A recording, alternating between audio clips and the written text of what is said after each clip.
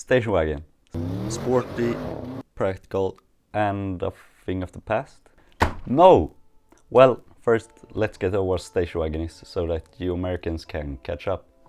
The body style dates back to the late 1800s when train travel had started to become more common, which made tourism more accessible.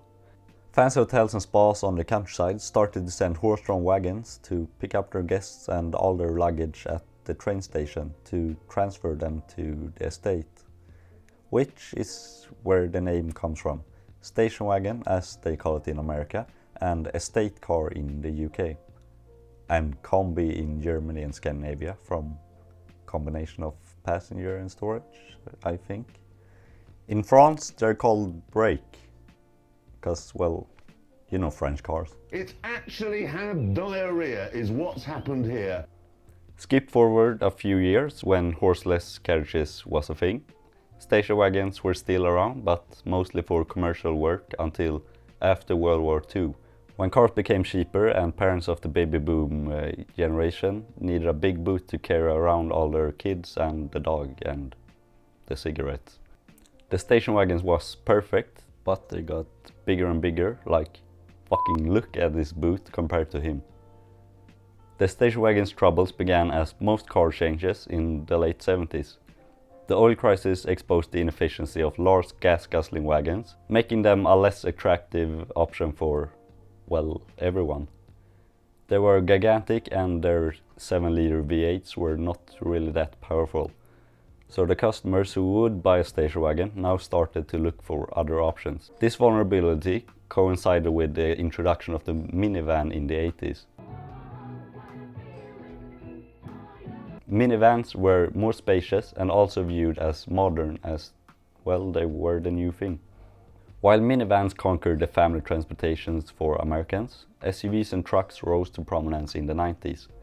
They projected an image of ruggedness and off-road capability, appealing to a growing desire for adventure and the perceived safety advantage due to their ride height. Even if most of them were pavement princesses, the perception of toughness outweighed the impracticality of them for many buyers. And customers that didn't need the cargo space went for a more sporty sedan instead of a station wagon. The 2000s saw the rise of the crossover, which is barely worth mentioning as it's just a slightly shorter SUV. Beyond these practical considerations, station wagons also suffered from a major image problem. Wagons became associated with a bygone era, seen as dowdy and uncool compared to sleek lines and perceived status of SUVs. This perception, however unfair, played a significant role in the decline of the wagon's popularity. The American love affair with SUVs and trucks continues today. While some manufacturers offer wagon variants, they are often marketed as a lifestyle vehicle. Subaru Outback, the world's first sport utility wagon. The rugged outdoorsy type. Nice choice. While in Europe, there's still just the family car.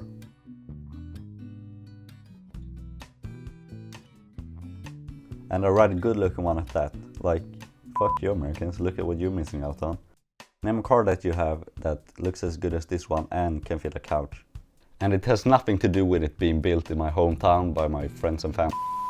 Come at me down in the comments, because, well, I need engagement. Like and subscribe and all that, and let's get back on topic. Station wagons are still really common in Europe. Like, let's go outside from... oh, never mind. Let's go on Google Maps. For example, let's go into a big European city and find a parking lot. Here, one perfect. Let's drop down and boom. Well, okay, there's kind of a lot of SUVs and crossovers, kind of destroyed my point a bit. But here's one station wagon, station wagon, station wagon, station wagon, station wagon. You can see a lot of station wagon. Some SUVs, station wagon, station wagon. Oh, I'm so sorry that you had to see this. Let's quickly hop over to US. Let's go to like maybe Washington. Seems kind of the same size. Big parking lot. Here's one, perfect. Drop down here and big truck, another SUV, a big truck, and a big truck. Why do you need 3-ton truck to commute to work, guys? What the fuck? That's a bad parking job. Another truck, SUV. Is that a fridge? Anyway, trucks, more trucks, some sedans. Okay, a lot of sedans, muscle car, but still, you get the point. Why do you need a 3-ton truck to commute to work? Station wagons are the best. They are low to the ground and have a smaller area for better drag, which means better fuel economy and better handling. And you can still pack half your house into it.